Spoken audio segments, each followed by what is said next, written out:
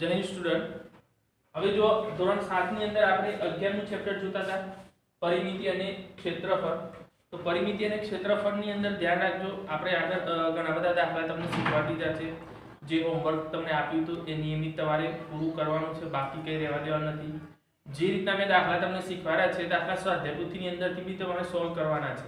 તો ધ્યાન રાખજો, સ્વાધ્યાય પોથીની અંદર તમારે જે પણ જો એમાં ખબર ના પડતી હોય તો તમારે જ્યારે બી તમે ગૂગલ મીટની અંદર આવો છો ત્યારે તમારે એ પૂછી લેવાનું કે કેવી રીતે એને થશે। હવે અહીંયા જો સ્વાધ્યાય 11.2 ની અંદર છઠ્ઠા નંબરનો દાખલો આપણે આવ્યા હતા। તો છઠ્ઠા નંબરના દાખલાની અંદર શું છે ધ્યાન રાખજો, જે રીતે પાંચમા નંબરનો જોયો તે રીતે આપણે છઠ્ઠા નંબરનો દાખલો છે। તો એની અંદરથી પણ આપણે જોઈ લઈએ કેવી રીતે। તો સમાંતર બાજુ ચતુષ્કોણ ABCD માં, તો અહીંયા આપણે એક સમાંતર બાજુ ચતુષ્કોણ આપ્યું છે, એમાં ABCD આપેલું છે। એટલે આકૃતિ આપણે દોરીએ એટલે તમને વધારે આઈડિયા આવશે।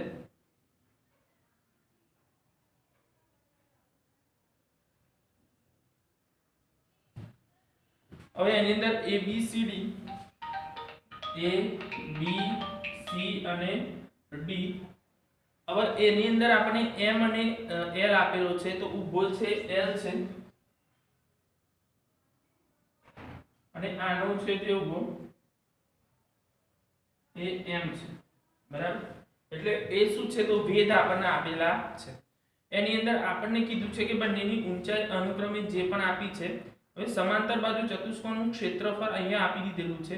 તો સમાંતર બાજુ ચતુષ્કોણનું ક્ષેત્રફળ, પછી AB નું માપ 35 આપ્યું છે, એટલે 1470 ચોરસ સેન્ટીમીટર આપ્યું છે। તો ક્ષેત્રફળ બરાબર 1470 ચોરસ સેન્ટીમીટર છે। પછી AB બરાબર 35 સેન્ટીમીટર, કેટલું છે 35 સેન્ટીમીટર આપણને આપેલું છે। તો AB છે, AB એ 35 સેન્ટીમીટર આપ્યું છે। તો આપણે DL, તો એની અંદરથી આપણે શું શોધવાનું, તો BM અને DL ની લંબાઈ શોધવાની છે।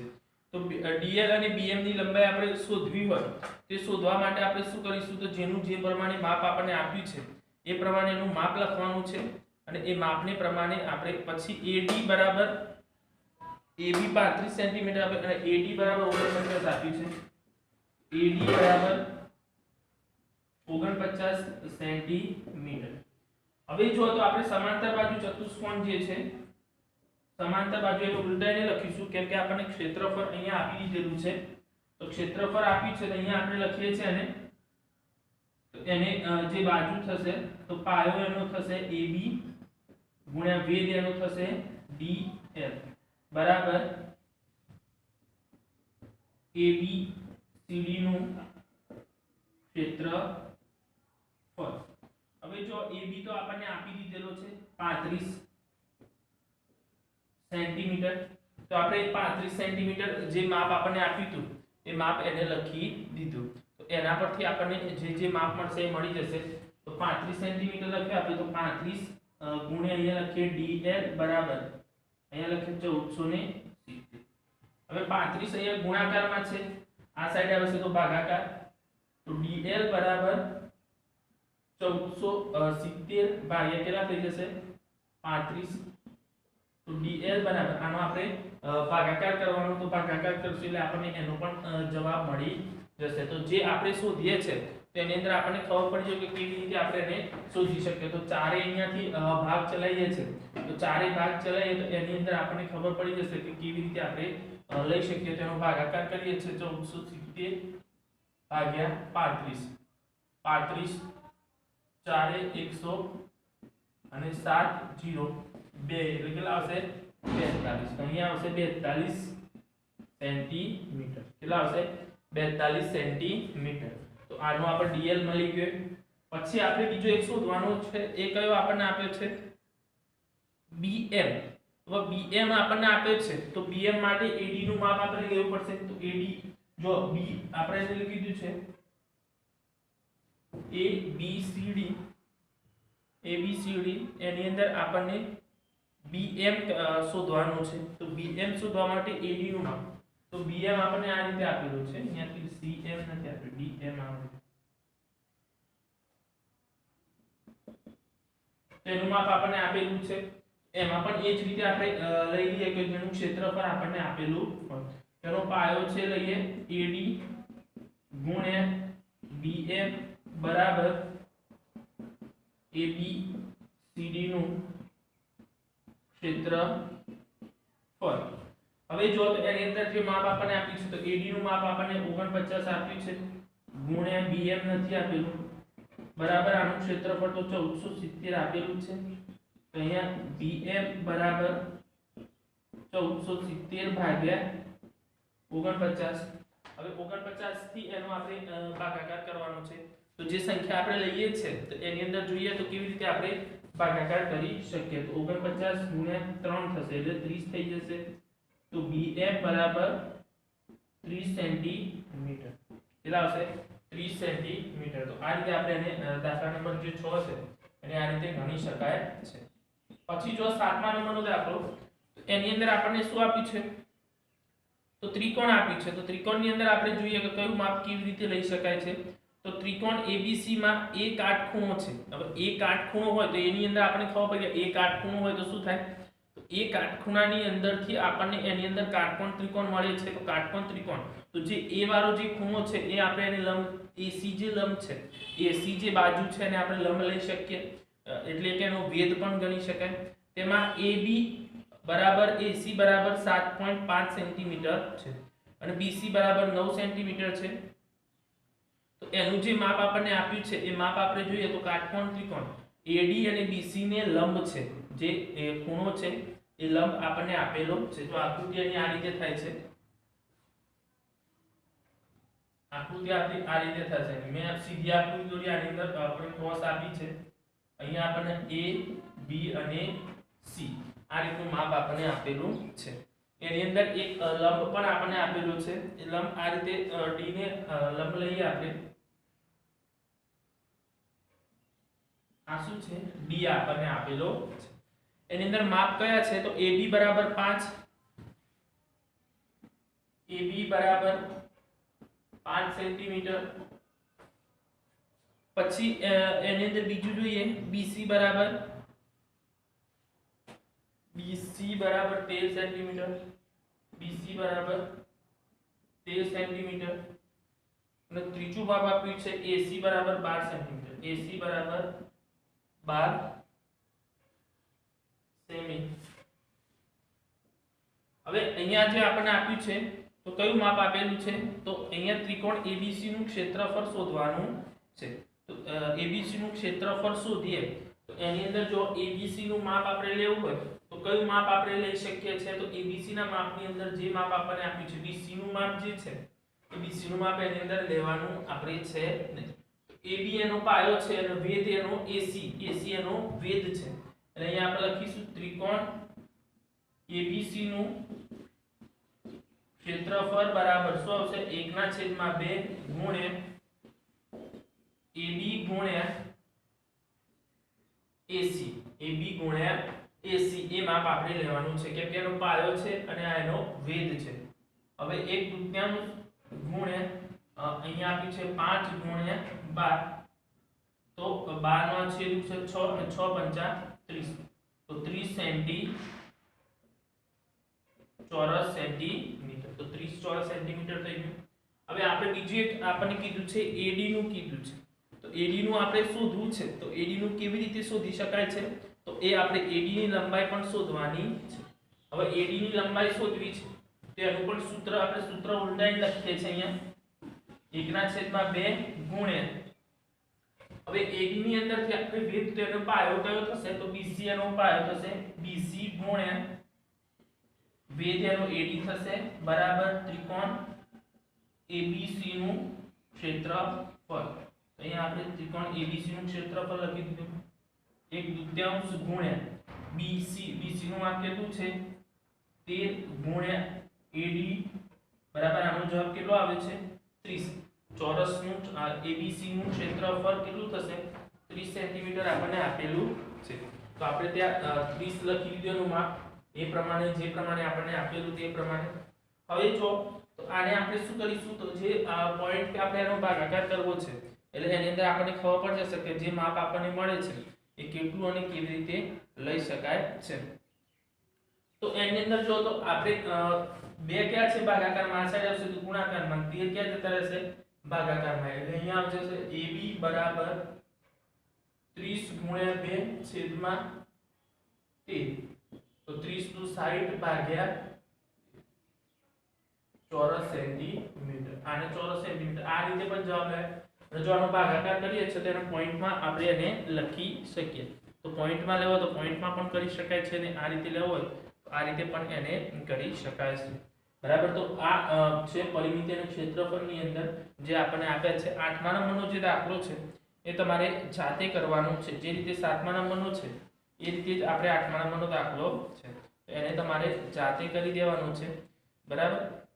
જે પ્રમાણે આપણે તમને શીખવાડ્યું છે એ પ્રમાણે એની અંદર કરવાનું આવશે, તો એ તમે જાતે પ્રયત્ન કરી અને એ દાખલો કરવાનો છે। આટલું લખી દો તમે, પછી લખાવું તમને।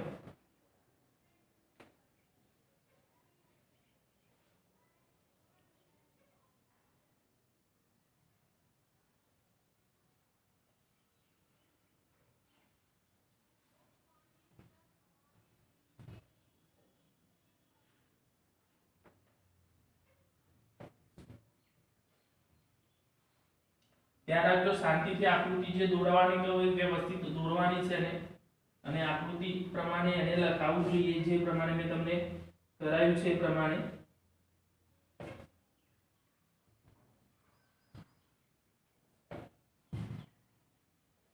હવે આપણે આવે છે વર્તુળનું ક્ષેત્રફળ અને પરિઘ, એમાં શબ્દો બદલાય છે। વર્તુળનું જે પરિમિતિ છે એને આપણે પરિઘ શબ્દ વાપરીએ તો પરિમિતિ કહો કે પરિઘ કહો, એની અંદર એની અંદર આવશે, એને પણ ક્ષેત્રફળ અને પરિઘ આપણે શોધવાનો છે, એ પ્રમાણે આપણે એને પણ લખીશું, જેનું ક્ષેત્રફળ અને પરિઘ આપણને આપેલો હશે એ પ્રમાણે એને લખી શકાશે।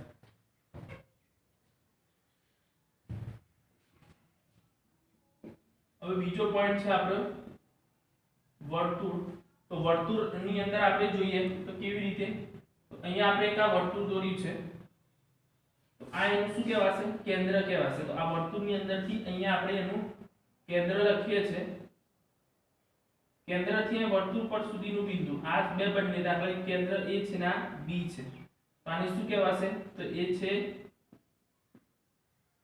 ત્રિજ્યા કહેવાશે। શું કહેવાશે ત્રિજ્યા, તો ત્રિજ્યા બરાબર r, અને r ત્રિજ્યાને આપણે r થી પણ લેશું, અને r બરાબર કયો છે AB, પછી એનો વ્યાસ લેવો છે, તો વ્યાસ શું કેન્દ્રમાંથી પસાર થાય, ત્રિજ્યા એટલે વર્તુળનું કેન્દ્ર અને વર્તુળ પરનું બિંદુ, અને અહીંયા આપણે વ્યાસ આવશે xy, તો એ વ્યાસ છે, વ્યાસને આપણે d પણ કહેવાશે,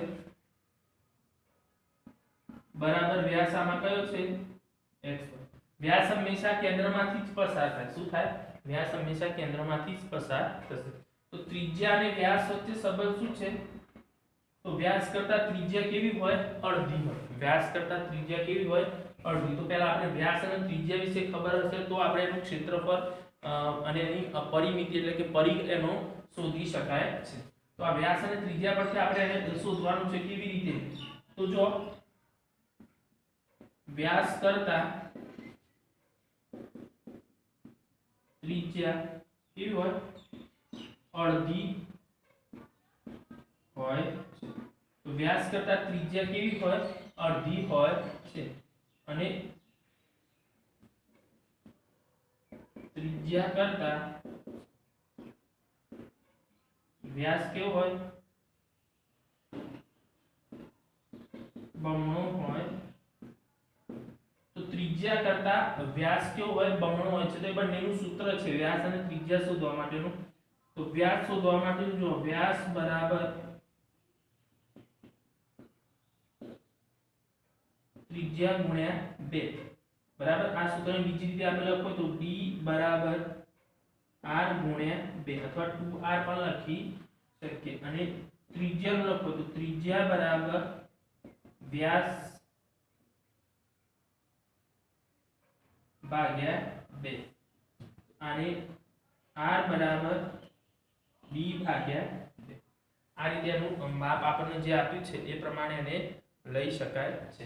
તો વ્યાસ અને ત્રિજ્યા વિશે ખબર પડી કે તમને એ જે માપ આપણને આપેલું હોય તો આ રીતે આપણે એની અંદર વ્યાસ કરતા ત્રિજ્યા કેવી હોય અડધી હોય। આ મગજમાં યાદ રાખવાનું જ્યારે પણ આપણે વ્યાસને ત્રિજ્યામાં ફેરવતા હોય તો જે આપ્યું એના અડધા કરી દેવા પડે। અને વ્યાસ ત્રિજ્યાને વ્યાસમાં ફેરવતા હોય તો ત્રિજ્યા કરતા વ્યાસ કેવો હોય બમણો હોય એટલે 2 ગણો ડબલ કરી દે 5 હોય તો 10 થઈ જાય 10 હોય તો 20 થઈ જાય। તો એ રીતે વ્યાસમાં પણ એવું છે વ્યાસ કરતા ત્રિજ્યા અડધી એટલે જો વ્યાસ 50 હોય તો ત્રિજ્યા એની કેટલી થઈ જાય 25 થઈ જાય। કેટલી થઈ જશે 25। તો એ આપણને એની અંદર ખબર પડે।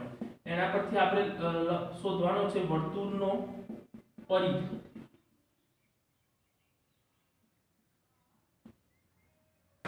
હવે જો તો વર્તુળ નો પરિઘ આપણને આપેલ છે તો વર્તુળનો પરિઘ એટલે વર્તુળની જે ફરતનો ભાગ છે। અહીં આપણે આ વર્તુળ દોર્યું છે તો આ વર્તુળની જે ફરતની કિનારી હતી એને શું કહેવાય પરિઘ કહેવાય। શું કહેવાય પરિઘ। હવે આ પરિઘ કહેવાય છે તો એનું સૂત્ર છે પરિઘ શોધવા માટેનું તો એ જે છે વર્તુળનો પરિઘ બરાબર શું થાય 2πr અથવા πd। આ બંનેમાંથી કોઈ પણ સૂત્રનો ઉપયોગ પછી પાઈ એક શબ્દ તમારે r એટલે ત્રિજ્યા ખબર પડી ગઈ 2 એટલે d એટલે વ્યાસ ખબર પડી પાઈ તો પાઈ નવો છે પાઈની કિંમત હંમેશા તમારે 22 અથવા અમુકની અંદર રકમની અંદર આપણને તમને 3.14 એ રીતે આપેલી હોય। જો તમને 3.14 નથી આપી તો 22 પાઈની કિંમત લેવાની છે। જ્યારે બી પાઈ આપ્યો હોય ત્યાં તમારે એને 22 લખી દેવાના। અમુક રકમની અંદર તમને લખેલું હશે તો તમે અહીંયા આપણને આપ્યું છે કે 3.14 છે તો એ પાઈની કિંમત 3.14 પણ લેવા કે પર રકમની અંદર આપેલી હોય તો જ આપણે 3.14 લેવાની છે। તો આ 3.14 છે એની પણ કિંમત આપણને એટલી જ મળે છે એની પણ કિંમત એના જેટલી જ મળે છે તો એ રીતે આપણે એને લઈ શકીએ છીએ। હવે જો વર્તુળ આની અંદર છે આપણને આ 3 નો ગુણાકાર 2πr અથવા πd એ એનું આપણે શું છે વર્તુળનો પરિઘ શોધવા માટેનું સૂત્ર છે। પછી આ જે અંદરનો ભાગ છે એને ક્ષેત્રફળ કહેવાય। શું કહેવાય આ ક્ષેત્રફળ એનો અંદરનો ભાગ છે એ વર્તુળનું શું કહેવાશે ક્ષેત્રફળ કહેવામાં આવે છે। તો ક્ષેત્રફળનું પણ આપણે એની અંદર ઉલ્લેખ કરવાનો છે કે ક્ષેત્રફળ પણ આપણે શોધવાનું છે। તો વર્તુળનું ક્ષેત્રફળ કેવી રીતે શોધાય એ પણ આપણે એને જોવાનું છે।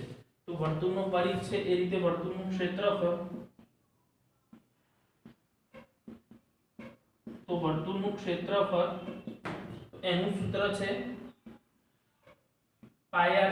કયું છે πr² એટલે કે એ જે આપણને આપેલું હોય એની અંદર આપણે πr² લેવાનો છે।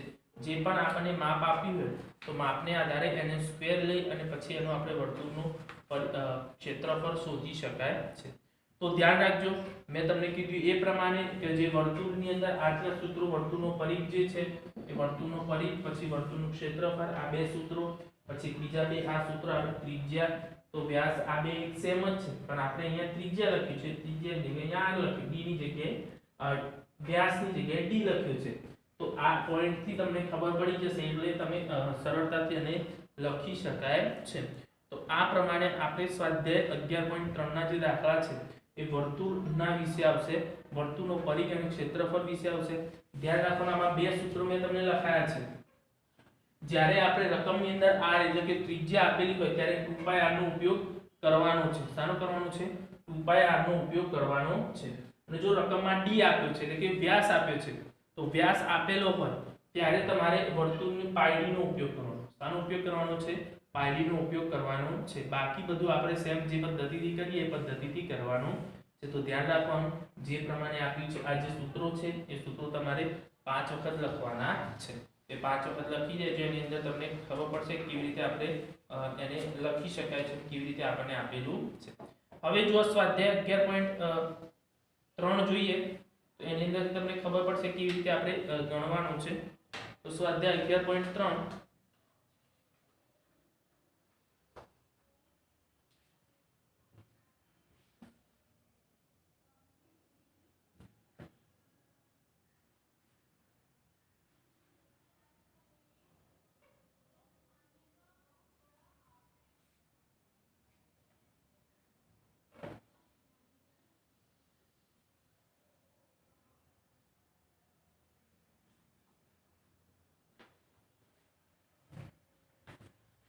હવે જો 11.3 ની અંદર પહેલો છે નીચે વર્તુળની ત્રિજ્યા આપેલી છે તેના પરથી વર્તુળનો પરિઘ શોધવાનો છે.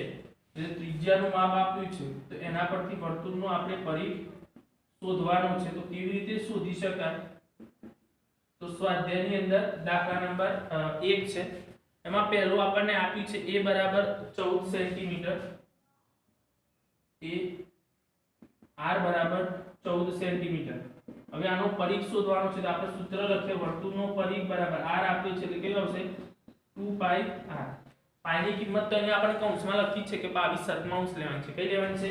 22/7. તો 2 ગુણ્યા પાઈ ની કિંમત લઈ છે આપણે 22/7 ગુણ્યા r એટલે કેટલા આપ્યા છે 14. કેટલા આપેલા છે? તો એ આપણને 14 આપેલા છે. તો 14 આપ્યા છે તો એને આધારે આપણે એને લખી શકીએ. હવે છેદ જે છે 7 દુ 14. આનો છેદ ઉડાડીએ આપણે તો 22 દુ 44 દુ 88. તો કેટલા છે 88 આપણને. તો એનો પરિઘ શોધીએ તો 88 સેન્ટી કેટલા થશે 88 સેન્ટીમીટર. જે પ્રમાણે આપણને માપ આપ્યા છે એ રીતે આપણે લઈ શકાય છે. પછી બીજો છે 28 મીમી, r બરાબર 28 મીમી. હવે 28 મીમી આપ્યો છે તો એમાં પણ વર્તુળનો પરિઘ, તો વર્તુળનો પરિઘ બરાબર એનું સૂત્ર પણ 2 પાઈ r 2 ગુણ્યા 22/7 ગુણ્યા અહીંયા કેટલા આપ્યા છે 28. 7 ચોક 28 અને 4 દુ 8 8 દુ 16 17 176 કેટલા થશે 100 જે આપણને આપ્યું છે 176 મીમી એનું માપ થશે. એ રીતે આપણે શોધી શકાય. ત્રીજા નંબરનો એમાં છે તમારે જાતે કરી દેવાનો છે. તો એની અંદર પણ એ જ રીતે આપણને આપેલું છે પ્રમાણે કરી દેવાનું. હવે જો નીચેના વર્તુળનું ક્ષેત્રફળ શોધવાનું છે તો ક્ષેત્રફળ શોધવા માટે આપણે કેવી રીતે કરીએ? તો પહેલી આપણે ત્રિજ્યા બરાબર આપણને આપી છે 14 મીમી. તો ત્રિજ્યા કેટલી આપી છે 14 મીમી આપણને આપેલી છે. તો 14 મીમી ત્રિજ્યા આપી છે એના પરથી આપણે એનું ક્ષેત્રફળ શોધવાનું છે. જે માપ આપણને આપ્યું છે એના પરથી શોધી શકીએ. તો અહીંયા જો r બરાબર 14 મીમી. હવે એનું ક્ષેત્રફળ, તો વર્તુળનું ક્ષેત્રફળનું સૂત્ર શું છે? તો પાઈ r સ્ક્વેર. કયું છે? પાઈ r સ્ક્વેર. તો પાઈ ની કિંમત તો આપણે ખબર છે 22/7 છે r સ્ક્વેર. એટલે શું આવશે 14 ગુણ્યા 14. કેટલા આવશે 14 ગુણ્યા 14 એટલે 7 દુ 14 અને આ બંનેનો ગુણાકાર કરીએ તો 2 દુ 4 2 દુ 4 44 ગુણ્યા 14. 44 ગુણ્યા આપણે 14 કરી દઈએ અહીંયા 0 4 4 16 16 17 6 1 6 કેટલા થશે 616. કેટલા થશે 616. અહીંયા લખ્યા આપણે 616 ચોરસ કેટલા થશે 616 ચોરસ મીમી. પછી જો એની અંદર બીજો તો આપણને આપેલો છે એ વ્યાસ વાળો આપ્યો છે. તો વ્યાસ વાળો લે 49. વ્યાસ બરાબર અથવા ડી લઈ લઈએ આપણે ડાયરેક્ટ એને 49 થી લઈએ એટલે આપણને એ ખબર પડી જશે કે કેવી રીતે આપણે લેવાનો છે. તો ડી છે એ 49 સેન્ટીમીટર. કેવા આવશે 49 મીટર છે, સેન્ટીમીટર નથી.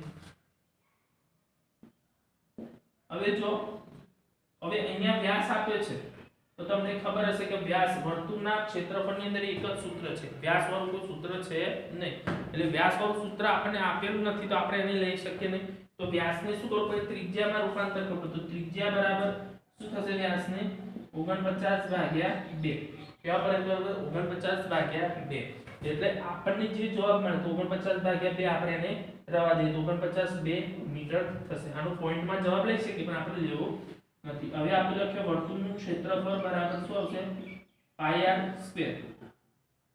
પાઈ ની કિંમત તો 22/7 ગુણ્યા r સ્ક્વેર એટલે કેટલા આવશે 49/2 ગુણ્યા 49/2. સ્ક્વેર છે એટલે બે વખત લખવો પડે તો આનો છેદ ઉડી જશે 11 દુ 22 70 49. હવે કોઈ છેદ ઉડતો નથી તો ઉપરની સંખ્યાનો ગુણાકાર કરો 11 * 77 77 ગુણ્યા 49 0 7 ચોક 28 7 ચોક 28 ને 2 30 7 નવ 63, 7 નવ 63, 63 ને 6 69, 3 17 વધી 1 7 અને 3 37 તો 13 એનો જે આવે છે બરાબર, તો એમાં આપણને જે જવાબ મળે છે એ જવાબથી આપણે એને લખી શકાય છે 37 તો 13 અને આપણે ભાગ્યા જે આપણે કરીએ છે એ એનો ભાગાકાર કરી દે 37 તો 13 ભાગ્યા 2 2 એકા 2 1 વધ્યો 7 આયા 2 અઠ્ઠા 16 1 વધ્યો 7 આયા 2 અઠ્ઠા 16 1 વધ્યો 3 આયો 2 6 તો આપણે જે જવાબ લખ્યો છે તો 2 6 12 1 વધ્યો 5 પોઈન્ટ તો 1800 તો એનો જે ભાગાકાર છે બરાબર એ પ્રમાણે આપણે બંનેનો ગુણાકાર કર્યો તો કેટલા આવ્યા 37 તો 13/2 બરાબર એનો ભાગાકાર કરીએ તો કેટલો આવે 1886.5 ચોરસ મીટર એટલો જવાબ આપણે એનો લઈ શકીએ અથવા એનો જવાબ એટલો આવે છે તો આ રીતે આપણે એને કરી શકીએ ત્રીજા વાળો છેલ્લો દાખલો આપે છે તમને એ તમારે જાતે કરવાનો છે જે ત્રીજા નંબરનો છે 5 સેન્ટીમીટર વાળી ત્રિજ્યા એને જાતે તમારે કરવાનો છે હવે જો તો આગળ આપણે ત્રીજા નંબરનો દાખલો જોઈએ એક વર્તુળાકાર કાગળનો પરિઘ 154 મીટર છે તો તેની ત્રિજ્યા શોધો તેનું ક્ષેત્રફળ પણ શોધો હવે ધ્યાન રાખજો તમે આની અંદર આપણે પરિઘ આપી દીધેલો છે જો સીધા દાખલા આપણને જે પ્રમાણે આપ્યા હતા એ પ્રમાણે તો આપણે લખી દીધા તો પરિઘ તો આપી દીધો છે પણ આપણે આની અંદર શું શોધવાનું છે તો એનું ક્ષેત્રફળ શોધવાનું છે અને ત્રિજ્યા પણ શોધવાની છે તો જો દાખલા નંબર 3 ની અંદર વર્તુળનો પરિઘ બરાબર કેટલા આપ્યા છે 154 મીટર આપી દીધેલા છે તો આપણે એનો શું શોધવાનો છે r શોધવાનો છે અને ક્ષેત્રફળ તો અહીંયા જો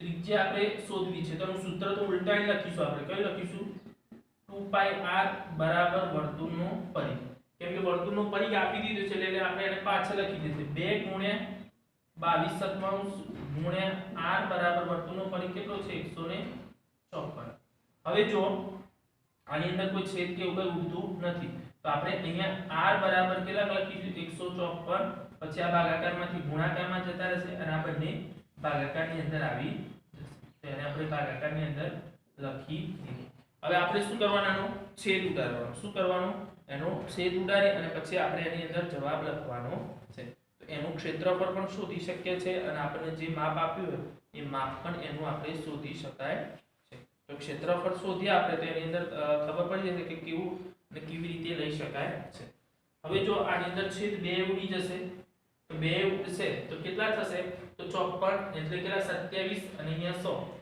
એટલે 77 પછી આને આપણે 11 2 11 અહીંયા 77 ભાગ્યા 2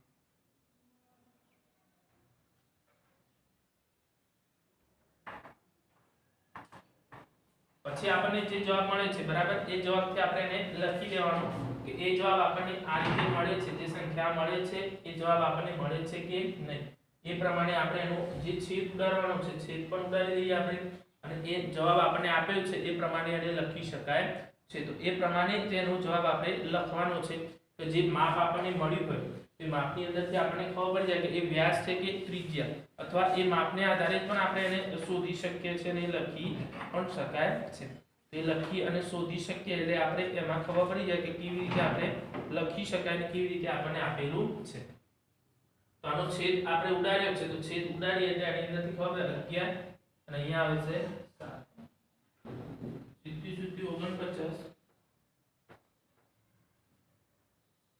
આ 7 આવશે ને તો સીધી 49 છેદમાં 2 બરાબર કેટલા આવશે 24.5 સેન્ટીમીટર 24.5 મીટર છે તો અહીંયા મીટર લખી દીધું આપણે હવે આપણે એનું ક્ષેત્રફળ શોધવાનું છે તો હવે ક્ષેત્રફળ આપણે r મળી ગયું એટલે વર્તુળનું ક્ષેત્રફળ બરાબર સૂત્ર શું થશે પાઈ આર સ્ક્વેર. પાઈની કિંમત છે 22/7 ગુણ્યા આર ની કિંમત છે 24 ના 24.5 આવે પણ આપણે 49 એટલે 49 ભાગ્યા 2 ગુણ્યા 49 ભાગ્યા 2.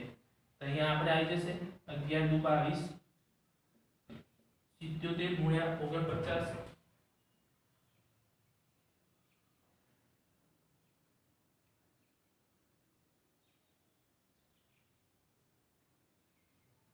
7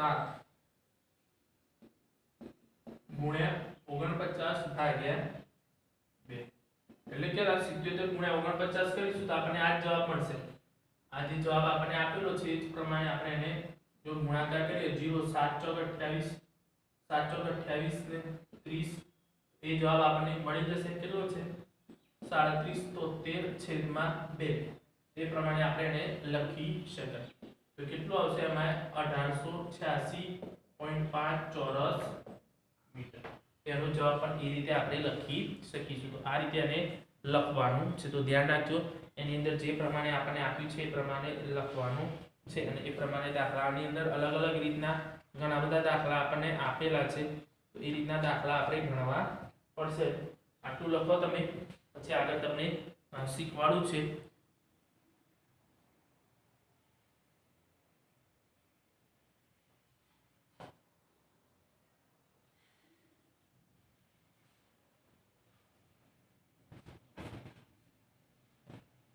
રકમ ફરજિયાત એની અંદર આકૃતિ જે દોરવાની છે એ પણ તમારે લખી દોરવાની છે.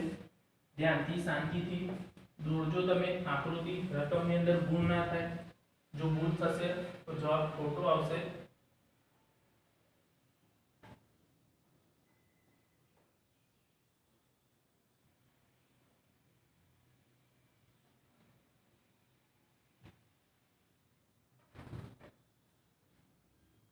હવે જુઓ તો કયો દાખલો આવે છે ચોથા નંબરનો.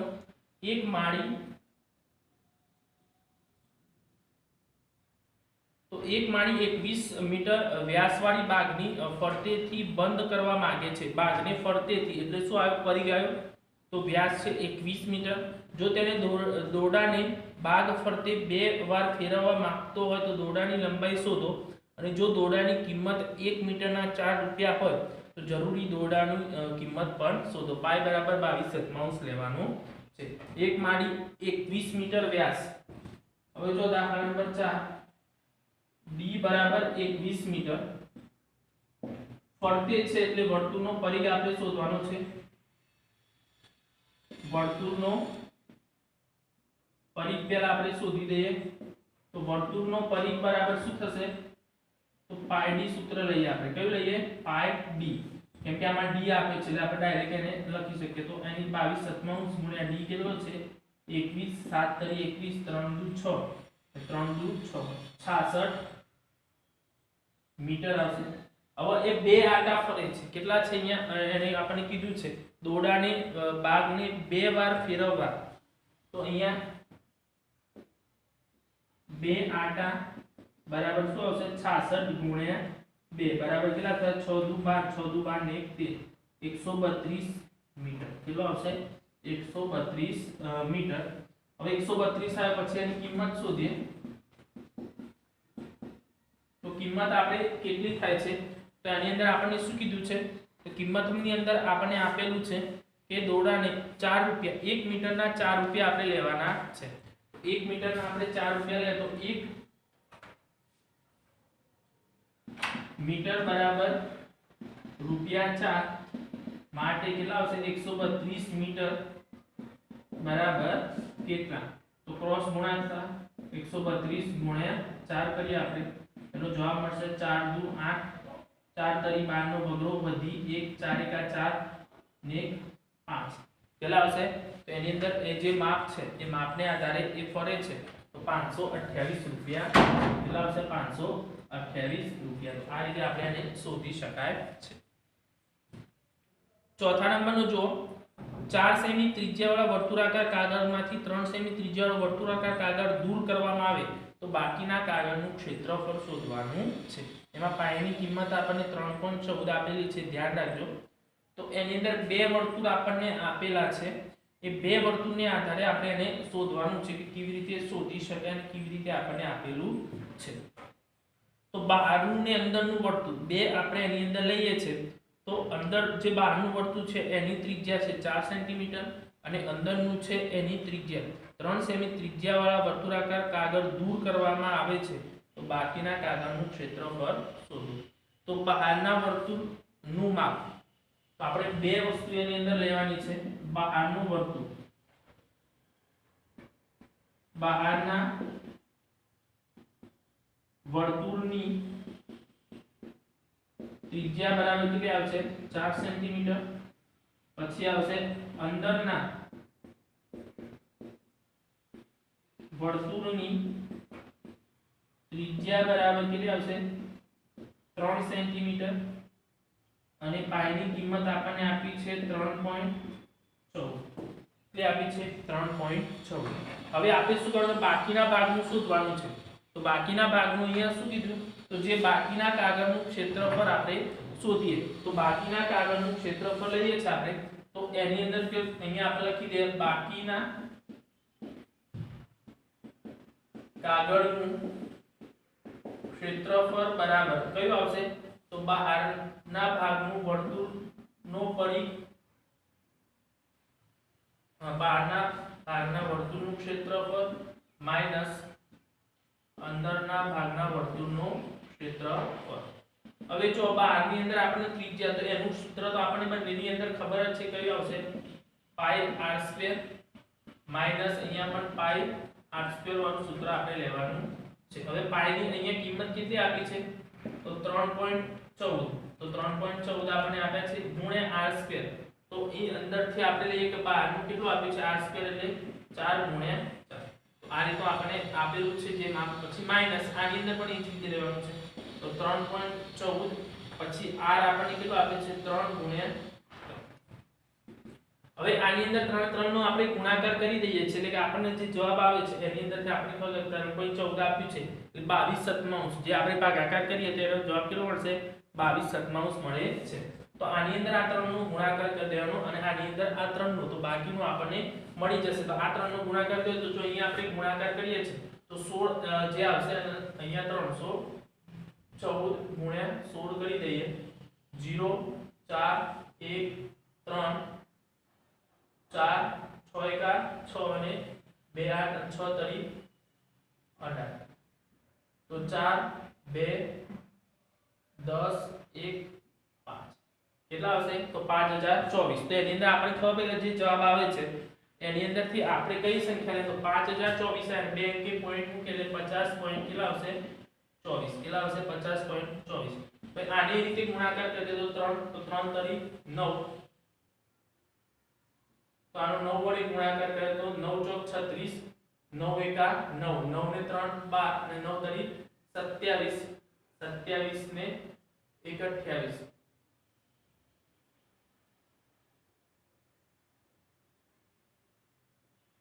તો આનો જવાબ આપણને આવે છે 28.26. હવે આની અંદર આપણે 28.26 માઈનસ કરી દેવાનું. શું કરી દેવાનું છે માઈનસ. તો માઈનસ કરીએ તો 10 લીધે આપણે અહીંયા 14, 14 માંથી 6 જાય તો 8 વધે. પછી અહીંયાથી 10 ને 11, 11 માંથી 2 જાય તો 9 વધે. અહીંયા આપણે 10 કોલે એટલે 9 આવી ગયા. 9 માંથી 1 જાય અને 5 એટલે 4 માંથી 2 જાય તો 2 વધે. તો કેટલા આવશે 21 અને 21.98. કેટલા આવશે 21.98. તો અહીંયા આપણે લખી દઈએ 21.98 ચોરસ સેન્ટીમીટર. કેટલા વધશે 21.98 ચોરસ સેન્ટીમીટર. એ એનું જે ભાગ છે અંદરનો, તો એની જો આકૃતિ આપણને આપેલી છે બહારના ને અંદરના વર્તુળની, તે વર્તુળની આકૃતિથી આપણને ખબર કે જે ભાગ બાકી રહે એટલો આટલો ભાગ બાકી રહેશે. બરાબર. તો આપણે અત્યારે અહીંયા સુધી રાખીએ છીએ. પછી જે 6થા નંબરનો દાખલો છે ત્યાંથી આપણે નેક્સ્ટ લેક્ચરની અંદર જોઈશું.